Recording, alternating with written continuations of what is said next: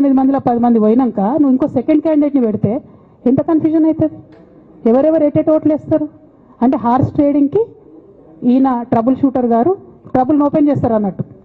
నాకెందుకో లక్కీగా ఒక బీజేపీ ఎమ్మెల్యే గారు ఫోన్ చేసి, అక్క మరి పెద్దసారి పర్మిషన్ ఉందా హరీష్ అని ఇట్లా అంటున్నారంటే, నేను డైరెక్ట్గా పెద్దసారికే ఫోన్ చేసి నాన్న మరి ఇట్లా అంటున్నారు, మనం సెకండ్ క్యాండిడేట్కి పర్మిషన్ ఇస్తారంటే, nothing doing, only Shravan will get elected, ఎవరు చెప్పారు మీకు అన్నారు. అంటే నేను ఆ విషయం వెంటనే అటువైపు కన్వే చేసిన, లేదండి మాకు అట్లాంటి ఆలోచన లేదు.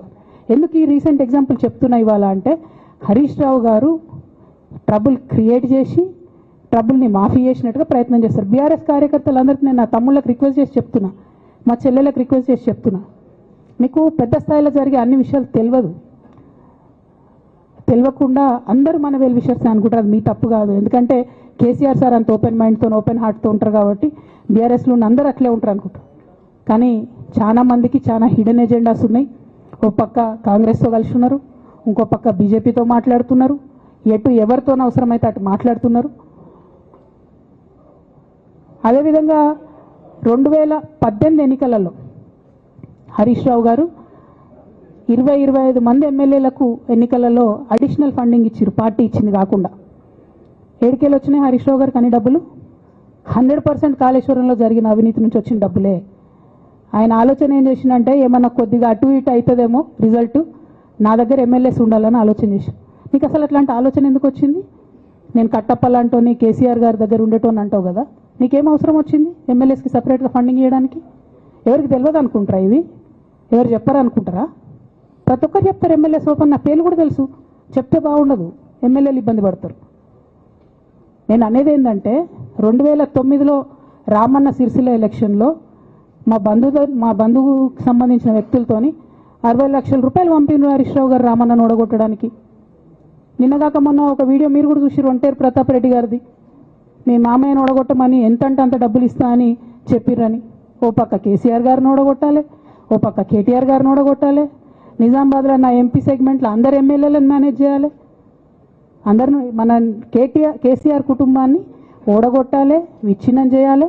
కానీ కేసీఆర్ గారి పేరుతో వచ్చేటటువంటి బెనిఫిట్స్ మాత్రం అన్నీ కావాలి. మరి ఇటువంటి వారిని నా రిక్వెస్ట్ కేసీఆర్ గారితో కేటీఆర్ గారితో, వారిని మీ పక్కన పెట్టుకొని నిజం మాట్లాడే నన్ను బయటకు పంపితే మరి పార్టీ బాగుంటుందా? దయచేసి ఆలోచన చేసుకోండి. నేనేమంటున్నా రామన్న మిమ్మల్ని అంటే, నా మీద మీకు కోపం ఉండొచ్చు, నా మీద ఏముందో ఎవరేం చెప్పారో నాకు తెలియదు. నేను మాత్రం నా ప్రాణం పోయినా కేసీఆర్ గారికి హాని జరగాలని కానీ కేటీఆర్ గారికి హాని జరగాలని కానీ కోరుకోను. అది నా నైజం కాదు. ఆడపిల్లలకు అట్లుండదు. ఆడపిల్లలు ఇల్లు బాగుండాలనుకుంటారు. నా మనసుకి ఎంత గాయం అయితే, నాకు ఎన్ని అవమానాలు అయితే, నాకెంత ఇన్సల్ట్ అయితే, నా మీద ఎన్ని కుట్రలు జరిగితే నేను ఇట్లా మాట్లాడుతున్నది నా బాధ, ఇది నా ఆవేదన. నాన్న చూస్తలేరేంది వీళ్ళని అన్నది ఆవేదన, చూసుకుంటే క్షమిస్తారేంది ఇంకెన్నిసార్లు క్షమిస్తారు అన్నది నా బాధ. అంతే తప్ప నాకేం కోపం ఉంటుంది? ఎందుకు కోపం ఉంటుంది? నాకు ఎన్ని జన్మల పుణ్యం ఉంటే కేసీఆర్ లాంటి తండ్రి దొరుకుతాడు? కోట్లలో ఒకరికి ఉండేటటువంటి తండ్రి నాకు దొరికిండు. ఆయన లేకపోతే నేనెవరు ప్రపంచానికి తెలుస్తుందా? నాకెందుకు అవసరం ఉంటుంది? నాకేం కోపం ఉంటుంది కేసీఆర్ గారి మీద? నాకు టీఆర్ఎస్ పార్టీ మీద ఎందుకు కోపం ఉంటుంది? నాకు 27 సంవత్సరాలు ఉన్నప్పుడు నేను నా కొడుకుని చిన్న పిల్లగాన్ని పసిగుడ్డుని ఎత్తుకొని ఇక్కడికి వస్తే ఆ రోజు నుంచి ఈ రోజు వరకు నేను రోడ్డు మీదనే ఉన్నా, ఉద్యమాలే చేస్తున్నా, పోరాటాలే చేస్తున్నా, తెలంగాణ ప్రజల కోసం పనిచేస్తున్నా. 2014 నుంచి అధికారంలో ఉన్నప్పుడు కూడా నా ఇంటి దర్వాజాలు ఎప్పుడు తెలిసే ఉన్నాయి. ఇక్కడున్న మీడియా మిత్రులందరికీ తెలుసు. అధికారంలో ఉన్నా లేకున్నా నేను ఇట్లనే ఉన్నా. అధికారంలో ఉన్నప్పుడు నన్ను ఏమి సాగనీయకుండా నన్ను ప్రతిపక్ష ఎమ్మెల్యేని చూసినట్టు, ప్రతిపక్ష ఎంపీని చూసినట్టు చూసినా నేను ఇట్లనే ఉన్నా, ఓపెన్ మైండ్తోనే ఉన్నా.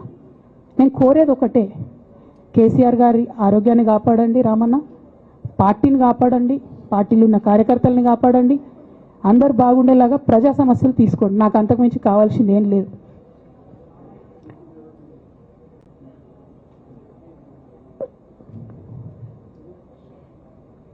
కానీ మొన్న అసెంబ్లీలో అర్ధరాత్రి దాకా పెట్టి రేవంత్ రెడ్డి గారు కేసీఆర్ గారిని తిడుతుంటే దయ్యాలు వేదాలు వాళ్ళు ఇస్తున్నట్టు అనిపించింది నాకైతే.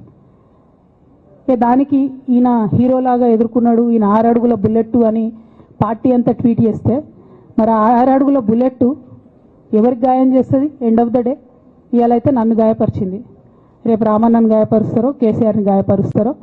జాగ్రత్తగా ఉండండి రామన్న, నేను చెప్పేది ఏం లేదు, జాగ్రత్తగా ఉండండి. కేర్ఫుల్గా ఉండండి. ఎట్ ద సేమ్ టైం ఈ హరీష్ రావు గారి కారణంగా